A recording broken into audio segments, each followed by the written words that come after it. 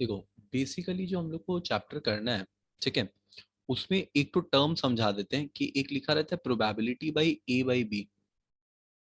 ठीक है, ये अच्छा। प्रोबेबिलिटी ए बाई बी जो होता है ना, इसका मतलब होता है कि probability of A intersection B divided by probability of B. ठीक है, सिमिलरली अगर एक तो बात सोचो, अगर मान लो कोई टर्म ऐसे दिया हुआ है कि probability of B by A, तो भी ऑलमोस्ट सेम ही है। हम लोग यहाँ पर ए इंटरसेक्शन बी करेंगे प्रोबेबिलिटी का, और उसको डिवाइडेड बाई करेगा प्रोबेबिलिटी ऑफ ए। मतलब सोच रहा है, ये जो सेकंड वाला टर्म दिया हुआ है ना, यही हम लोग का हाँ इंडिपेंडेंट सर। वेरिएबल है या इंडिपेंडेंट इवेंट है। समझ में आया? जो सेकंड टर्म रहता है ना, वही हम लोग का हाँ सर। इंडिपेंडेंट इवेंट है। अब ए इंटरसेक्शन बी कैसे निकालना है, ये हम लोग को मालूम है, वो ए यूनियन बी वाला फॉर्मूला से। ये लाइक टू फॉर्मूला था ना कि प्रोबेबिलिटी ऑफ सर एक मिनट सर, एक मिनट, एक्चुअली मेरा नेट प्रॉब्लम कर रहा है सर, हम रीजॉइन कर रहे हैं। No issue.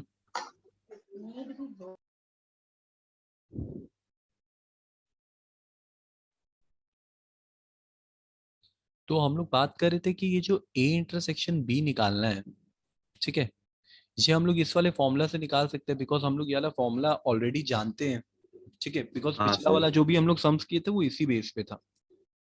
तो बेसिकली ना, हम लोग को सिर्फ और सिर्फ इस चैप्टर में इसका मतलब समझना है कि ए बाई बी अगर लिखा हुआ है, तो हम लोग उसको ए इंटरसेक्शन बी लिखेंगे और नीचे में इंडिपेंडेंट इवेंट लिखेंगे। हमेशा इंडिपेंडेंट इवेंट वही रहेगा जो सेकेंड नंबर में दिया हुआ है। सर बी इंडिपेंडेंट रहेगा। हाँ एग्जैक्टली, बी मतलब नीचे में रहेगा। ओके,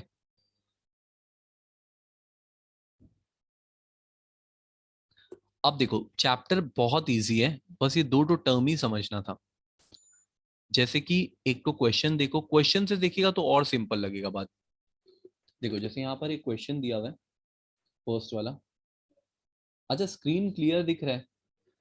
आई मीन विजिबल है? ये सर। Okay, fine. तो इसका फर्स्ट वाला क्वेश्चन देखो।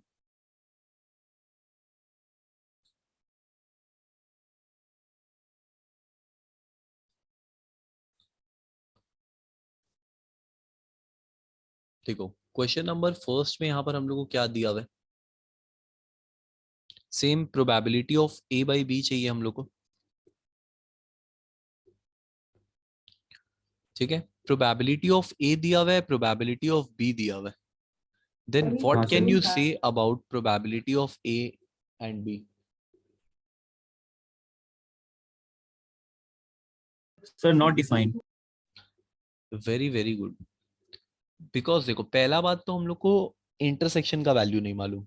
चलो मान लो इंटरसेक्शन का वैल्यू अगर मालूम भी होता, तो यहाँ पर बी तो सेकेंड नंबर पे लिखा हुआ है ना। फॉर एग्जाम्पल मान लो probability of A intersection B कुछ भी होता, तो प्रोबेबिलिटी ऑफ यहाँ पर जो हम लोग नीचे में बी लिखते, वो तो हम लोग का जीरो ही होता, बिकॉज क्वेश्चन में दिया हुआ है।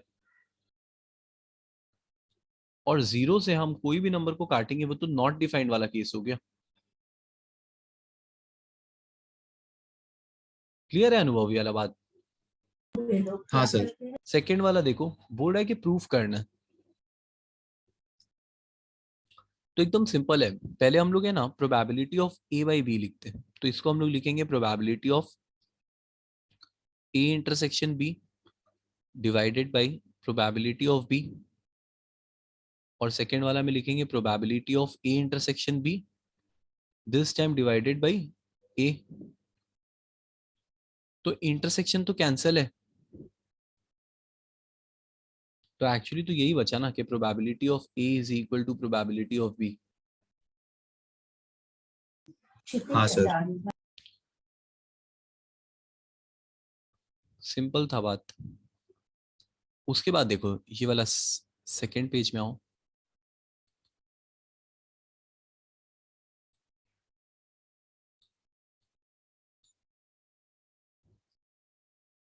देखो इसमें दिया हुआ है फर्स्ट वाला क्वेश्चन कि A and B are events. Okay,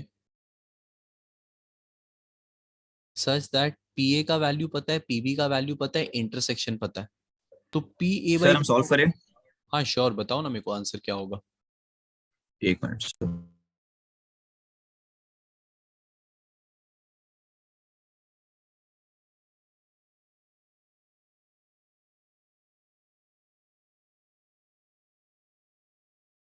3/4। Okay, and second वाला?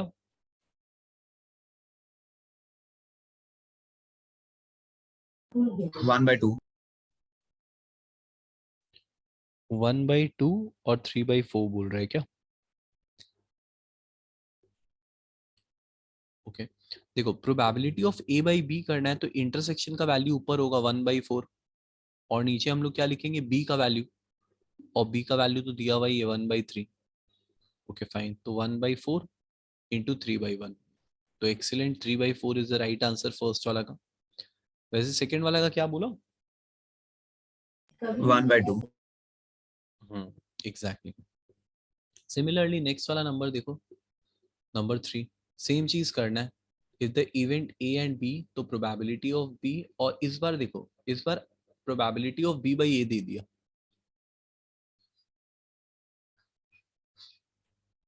सर हम निकाले? हाँ निकालो ना, जो वैल्यू दिया हुआ है हम भी लिखते हैं यहाँ पर, प्रोबेबिलिटी ऑफ बी बाई ए दिया हुआ है, तो इसका आंसर ऑलरेडी हम लोग को मालूम है कि 2/3 है, और इसको हम लोग लिखते हैं probability of A intersection B divided by probability of A. इसका वैल्यू हम लोग को दिया हुआ है 2/3, तो probability of A intersection B का वैल्यू हो जाएगा 2/3, और एक second, sir A intersection B का आ जाएगा 2/12, 1/6। एग्जैक्टली, इंटरसेक्शन का तो वैल्यू दिया हुआ ही नहीं है, वही तो निकालना ही है ना, तो probability of A intersection B को ब्लैंक रखते हैं। प्रोबेबिलिटी ऑफ ए का वैल्यू हम लोग को पता है 1/4 है, और इधर 2/3, तो अल्टीमेटली हो गया probability of A intersection B का वैल्यू इज 2/3 इंटू 1/4, मतलब कितना बोला, 1/6। हाँ सर। तो probability of A intersection B का वैल्यू 1/6 है, हम लोग को बताना है कि प्रोबेबिलिटी ऑफ बी कितना होगा। तो सिंपल है, फिर हम लोग दूसरा वाला इक्वेशन में डाल के उसको देख लेते हैं।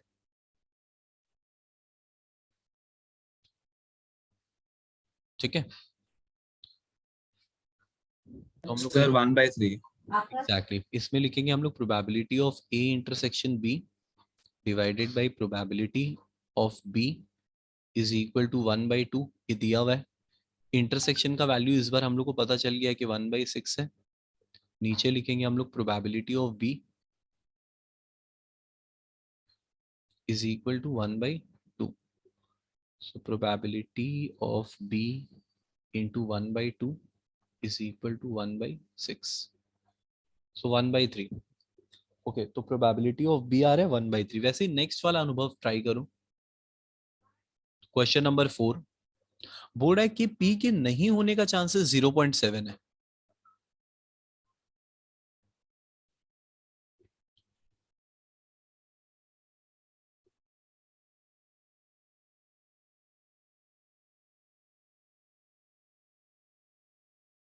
क्वेश्चन 4, तो अगर बोर्ड है कि प्रोबेबिलिटी ऑफ, सर रुकिए हम कर रहे हैं। हाँ हाँ तुम ही करो।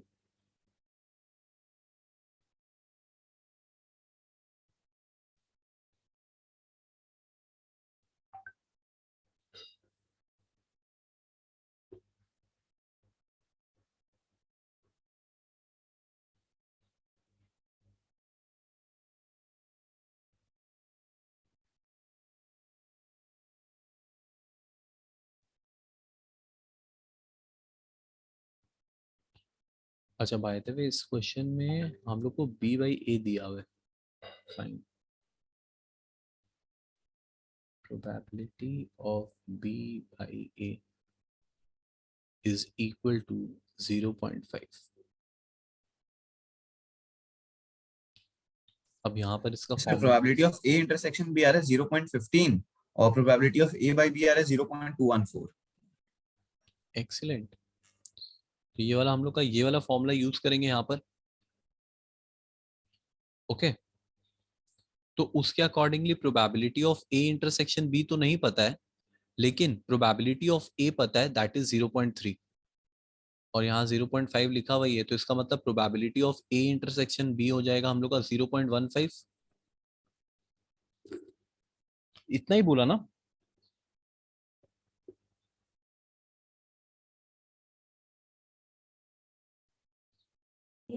हाँ sir. Okay fine.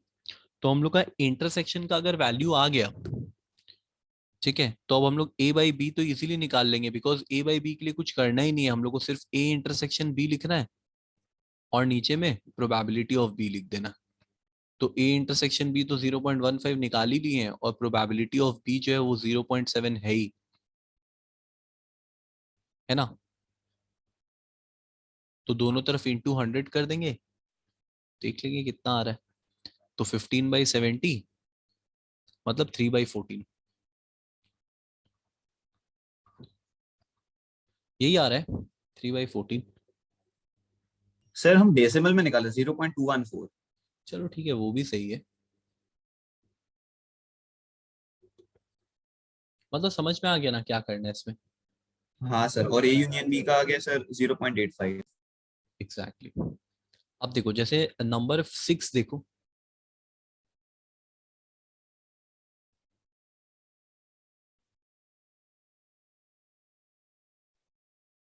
Sir A dash by B dash मतलब यही हो गया ना, कॉम्प्लीमेंट। ए डैश, देखो हम लोग है ना अभी तक है ना, जब हम लोग probability of, just a second, हाँ, हम लोग probability of A by B लिख रहे हैं, तो उसके लिए हम लोग क्या लिख रहे थे अभी तक फॉर्मूला, कि probability of A intersection B divided by probability of B, ये लिख रहे हैं ना। तो इसके लिए क्या लिखेगा मालूम है, जब कॉम्प्लीमेंट रहेगा साथ में,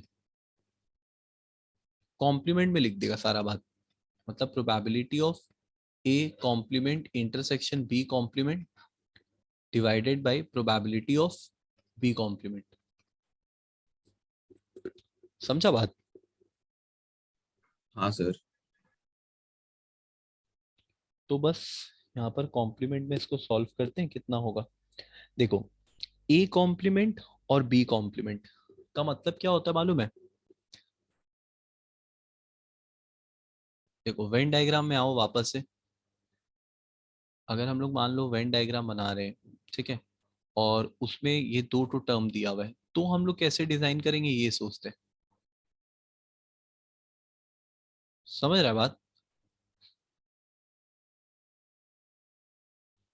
देखो मान लो यहाँ पर वेन डायग्राम एक तो दिया हुआ है, ठीक है, अब वेन डायग्राम में मान लो तुमको बोल दिया कि ए नहीं लेना है और बी नहीं लेना है, अल्टीमेटली तो यही बोलने की कोशिश कर रहा है कि ए भी मत लो और बी भी मत लो। तो अगर हम ए और बी मान लो दोनों नहीं लेते, तो फिर बचेगा क्या? ये बाहर वाला पार्ट बच जाएगा, ये सारा पार्ट बाहर में।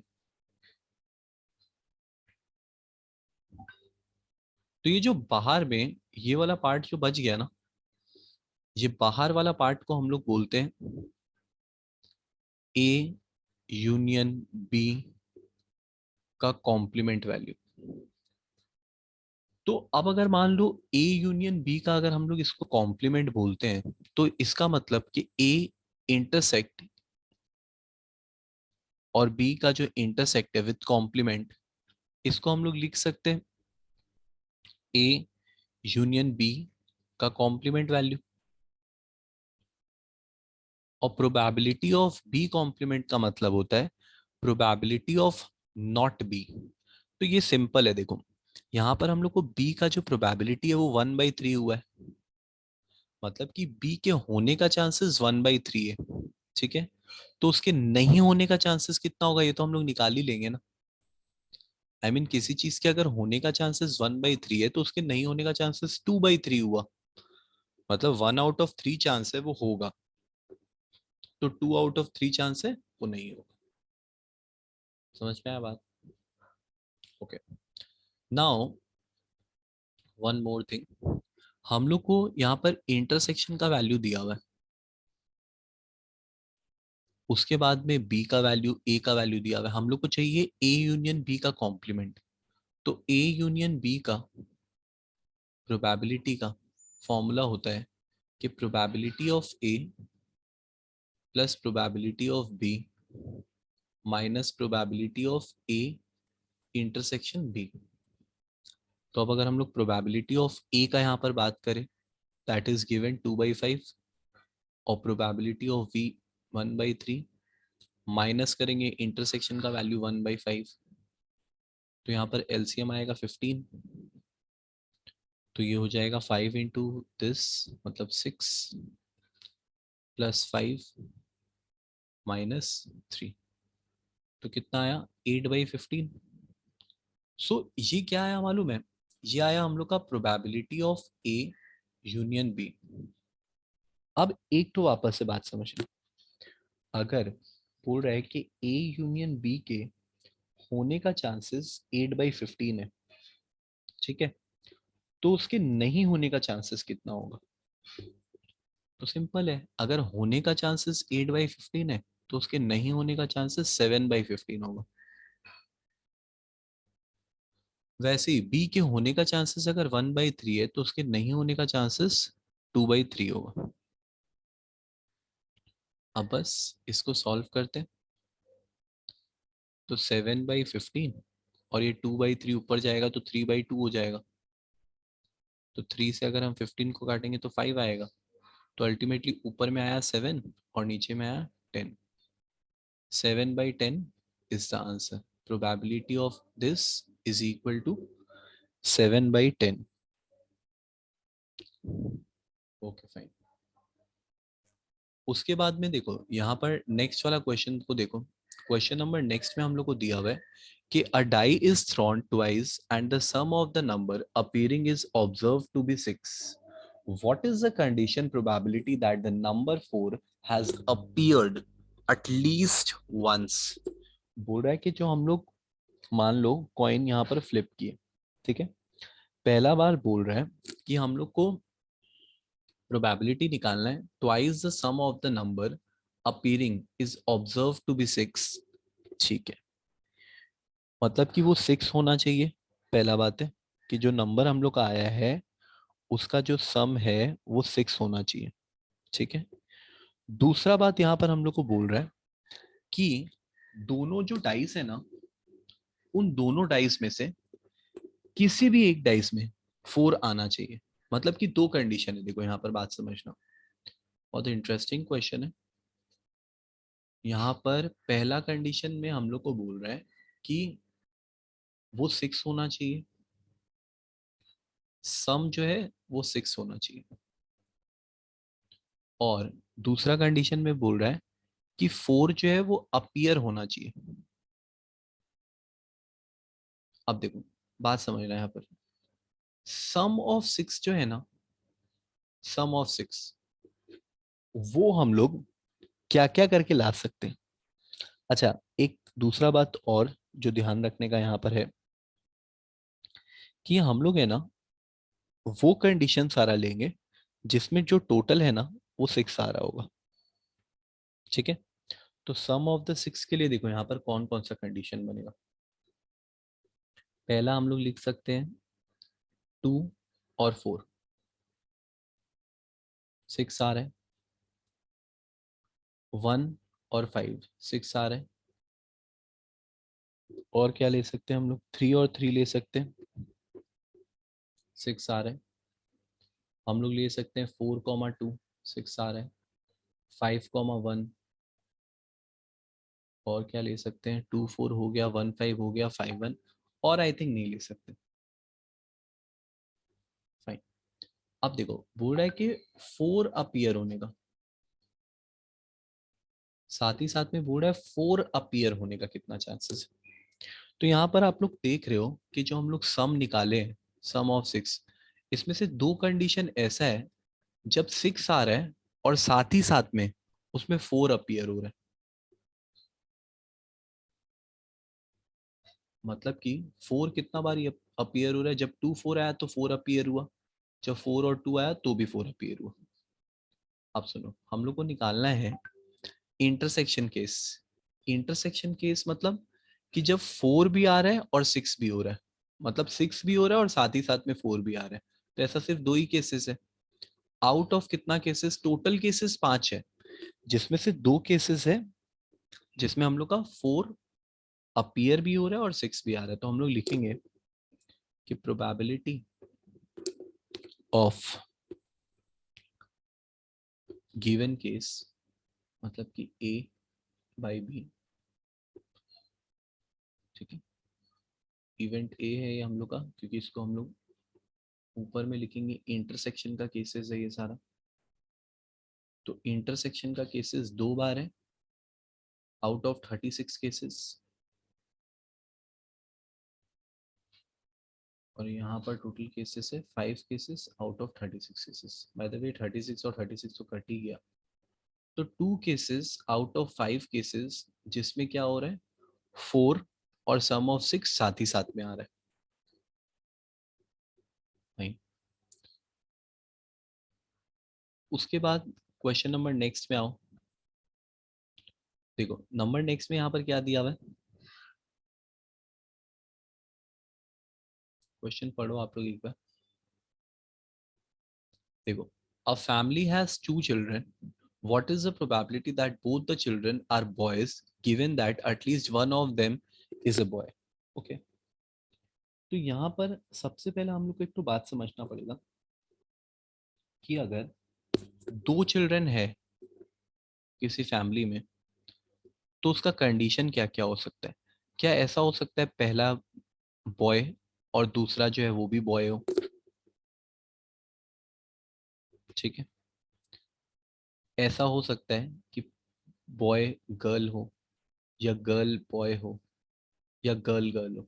मतलब 2 चिल्ड्रन में तो कुछ भी हो सकता है, बॉय बॉय भी हो सकता है, बॉय गर्ल भी हो सकती है, गर्ल बॉय भी हो सकता है, और कुछ भी, फाइन। ओके, अब देखो जो हम लोग का फर्स्ट वाला केस है, वहां पर हम लोग से क्या पूछ रहा है कि what is the probability that both the children are boys given that at least one of them is a boy. Okay, both the children boy, okay, और जिसमें से बोल रहा है at least one of them is a boy, fine fine fine. देखो मतलब कि यहाँ पर इंटरसेक्शन का कौन सा केस होगा, जिसमें बोथ बॉय है, तो बोथ बॉय होने का कितना चांसेस है, 1, और वन ऑफ देम बॉय होने का कितना चांसेस है, 3 चांसेस। बिकॉज एक चांस ऐसा है जिसमें सिर्फ और सिर्फ गर्ल है, तो 1 आउट ऑफ 3 चांसेस है जिसमें एक ना एक बॉय होगा और दोनों बॉय होगा। आई मीन टू से कि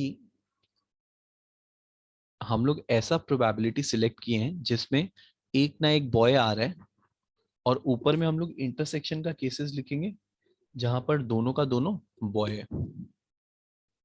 तो 1/3। Now what is the probability that both children are boys if it is known that elder child is a boy?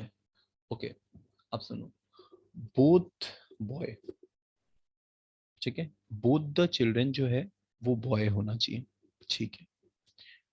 और क्या बोल रहा है साथ ही साथ में कि एल्डर वाला बॉय होना चाहिए। अब एक तो बात सोचो, यहाँ पर बोथ बॉय का तो हम लोग प्रोबेबिलिटी 1 पहले ही निकाल चुके हैं, फेवरेबल आउटकम। और यंगर वाला जो है, सॉरी एल्डर वाला जो है वो बॉय होना चाहिए, इसका कितना चांसेस दिख रहा है यहाँ पर, बोलो बोलो। तो देखो एल्डर वाला बॉय होने का चांसेस कितना है मालूम है, देखो इस केस में बॉय एल्डर है और इस केस में बॉय एल्डर है, बाकी दोनों केसेस को देखो वहां पर गर्ल एल्डर है, तो 1/2 चांसेस है जिसमें बॉय एल्डर होगा। उसके बाद लास्ट वाला, what is the probability that both the children are girls if it is known that elder child is a girl. तो ऑब्वियसली इसका अगर 1/2 आया है तो इसका भी तो 1/2 ही आएगा ना। क्लियर है आप लोग को बात? Okay okay, fine fine fine.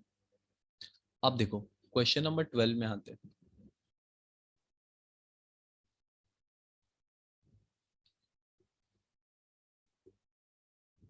Question number 12। तो यहाँ पर क्वेश्चन नंबर जो 12 है उसमें देखो क्या दिया हुआ है। One card is drawn from a well shuffle pack of 52 cards.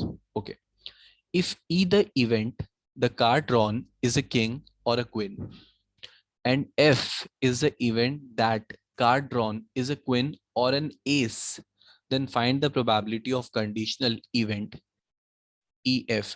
तो EF का पहले हम लोग का प्रोबेबिलिटी क्या होता है? Probability of E intersection F divided by bye probability of F. Yes. तो हम लोग को ये दो चीज निकालना है। एक कंडीशन वो निकालना है जिसमें E और F जो है वो इंटरसेक्ट करेगा। ठीक है, तो चलो निकालते हैं। तो सबसे पहले देखते हैं कि पहला वाला कंडीशन को कैसे फाइंड आउट कर सकते हैं।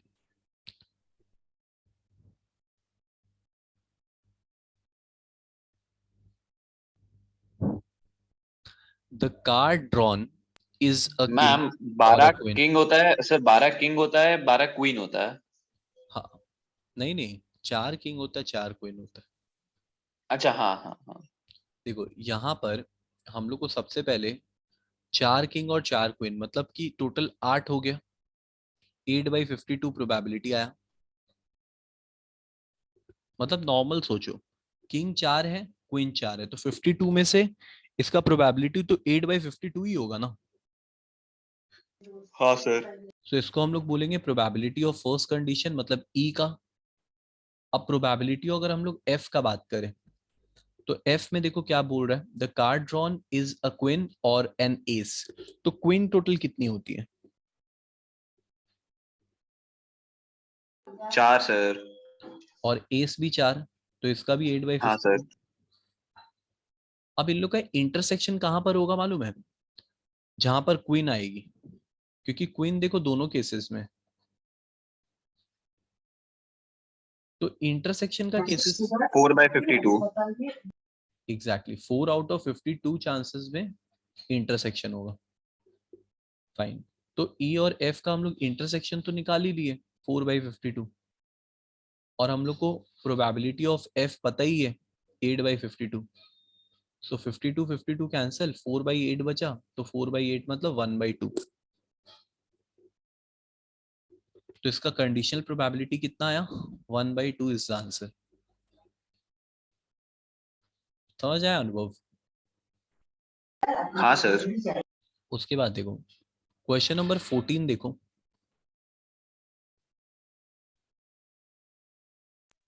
सर इसमें भी तो सेम ही होगा, बस परसेंटेज फॉर्मेट में होगा। एग्जैक्टली तो एक काम करते हैं, 14 स्किप करके लास्ट वाला क्वेश्चन 15 नंबर करते हैं। सर वो भी नहीं करते क्योंकि 15 ही तो आई थिंक लास्ट है। हाँ, हाँ 15 तो कर 15 लेते हैं। ही लास्ट रहने देते हैं। हम होमवर्क में कर लेगा सर, अगर कुछ प्रॉब्लम हुआ तो क्लियर कर लेंगे। अच्छा आगे कर लेते हैं, मल्टीप्लिकेशन कर लेंगे। अच्छा थोड़ा ओके। सा बस कॉन्सेप्ट बता दीजिए। हाँ, एक सेकंड, बट फिर भी 15 कर लेते हैं स्टिल, अगर ओके और सर कोई देख हाँ हाँ। सकता है। Fine. 60% student read Hindi newspaper, 40% Tamil, and newspaper 20 read both Hindi and Tamil. ठीक है, फाइन। तो इसमें भी सब कुछ दिया हुआ ही है हम लोग को। ठीक है, 60% मतलब प्रोबेबिलिटी ऑफ पहला वाला जो हम लोग का हो जाएगा वो 60% हो जाएगा। तो 60% को अगर हम लोग लिखेंगे तो क्या लिखेंगे? 3/5। सर वो प्रोबेबिलिटी थोड़ी ना है, वो तो नंबर हो गया ना, मतलब नॉर्मल न्यूमेरिक सेट हो गया। हाँ लेकिन देखो 60 बाय 100 करना होगा। नहीं नहीं, न्यूमेरिक नहीं हुआ ना, देखो 60% बोला है, मतलब 60/100, तो तो प्रोबेबिलिटी हुई ऑलरेडी ना। मतलब 60 बाय 100 मेरा प्रोबेबिलिटी हो गया। हाँ हाँ हाँ। तो प्रोबेबिलिटी ऑफ, अगर मान लेते हैं हम लोग पहला वाला इवेंट को ए मान लेते हैं, तो ए वाला इवेंट का जो प्रोबेबिलिटी है वो 60/100 हो जाएगा, जिसको हम लोग 3/5 बोल सकते हैं। प्रोबेबिलिटी ऑफ बी का अगर हम लोग बात करें तो वो हो जाएगा 40%, जिसको हम लोग 2/5 बोल सकते हैं। फिर दिया हुआ है क्या? एंड 20% बोथ, तो जिसमें बोथ रहता है वो इंटरसेक्शन वाला पार्ट होता है। तो इंटरसेक्शन का केसेस में यहाँ पर हम लोग का 20/100 है, मतलब कि 1/5 है। Find the probability that a student selected at random Tamil newspaper given that he has already read Hindi newspaper. Okay? मतलब देखो ये तो सिंपल ही बात हो गया. क्या सिंपल हो गया इसमें? बोल रहा है कि Tamil newspaper given that he That he has has already already read red Hindi Hindi news. newspaper. मतलब कि इंटरसेक्शन का केसेस पूछ रहा है. बात Sir, समझ रहे हैं हाँ कि मतलब कि वो दोनों पढ़ा होगा, यही तो उसका एक्सपेक्टेशन है. तो इसका मतलब अगर हम लोग इसका बात करें तो ये हम लोग से probability of A intersection B,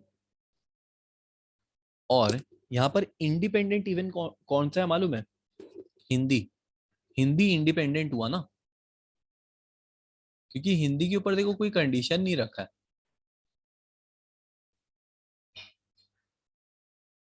बात समझा? सर हम समझा ही नहीं ये चीज. देखो सुनो, बोल रहा है कि तमिल न्यूज़पेपर गिवन, एक तमिल न्यूज़पेपर तुमको दिया गया, ठीक है, और एक्सपेक्टेशन है कि तुम हिंदी ऑलरेडी पढ़ ही चुका होगा. तुम बात समझा? तो सर हिंदी तो सर इंडिपेंडेंट हो गया ना.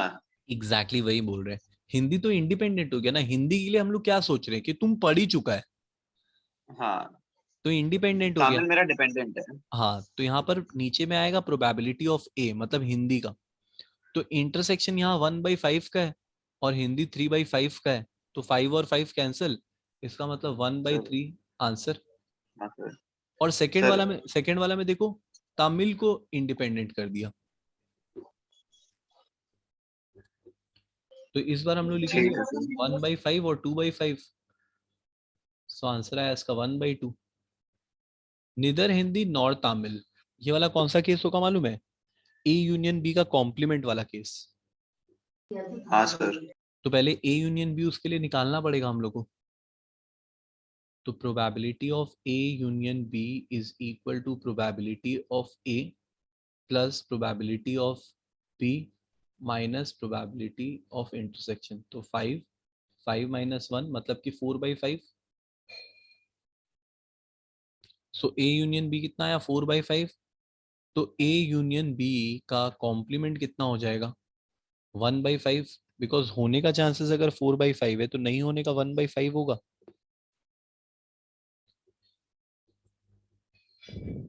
है ना? तो हाँ सर. सर आप आ जाएंगे क्या इधर? हाँ हाँ, ये वाला समझ में आ गया? पहले बोलो. हाँ सर.